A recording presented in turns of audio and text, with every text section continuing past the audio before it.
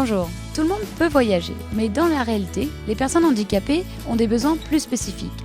Alors je suis partie rencontrer Isabelle Ducharme, présidente de l'organisme Kéroul, pour connaître l'heure juste et avoir les bonnes informations pour faire voyager cette clientèle qui, vous allez le voir, représente un potentiel très intéressant pour tous les professionnels du voyage. Isabelle, qui est considérée comme une personne en situation de handicap? En fait, souvent, on entend les gens dire une personne en situation de handicap, on imagine une personne en fauteuil roulant. C'est beaucoup plus large que ça. Ça inclut une personne qui a une déficience motrice, ça peut être autant de l'arthrite aiguë. C'est vraiment très, très large. Quand on regarde un peu les statistiques générales, dans le monde, on considère qu'il y a environ de 10 à 15 de la population qui est en situation de handicap et que parmi ces personnes-là, quand on fait des études, des recherches, on découvre qu'un bon 80 à 85 de ces gens-là sont intéressés à voyager, sont souvent un peu inquiets de trouver la bonne information, la bonne accessibilité. Mais c'est quand même un marché, si on considère juste le marché québécois, c'est environ 800 000 personnes.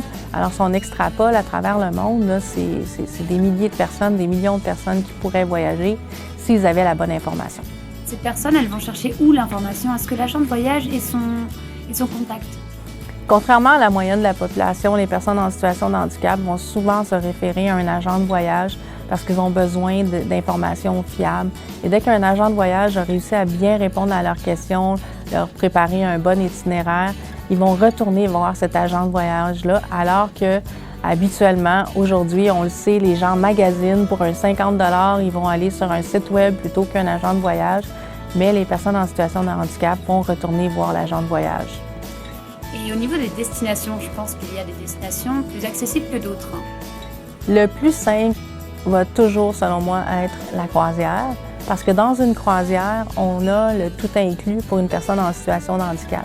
On n'a pas l'inquiétude à savoir si la chambre va être adaptée, si les services vont être adaptés. Le bateau de croisière, de façon générale, est conçu de cette façon-là. Il est certain que quand on se promène à l'international, il y a des destinations qui sont plus complexes, mais il y en a aussi qui sont beaucoup plus simples. Comme je dis souvent, les endroits où il y a eu des Jeux olympiques, automatiquement il y a eu des Jeux paralympiques. Les destinations ont eu à se rendre accessibles et à ce moment-là, c'est une bonne première destination. Et si on veut être un peu plus au courant, s'informer et être mieux équipé pour recevoir cette clientèle-là, Kéroul offre une formation à l'accueil et au service des personnes en situation de handicap pour les agents de voyage. Donc, on peut nous contacter, ça nous fera plaisir d'aider les agents de voyage.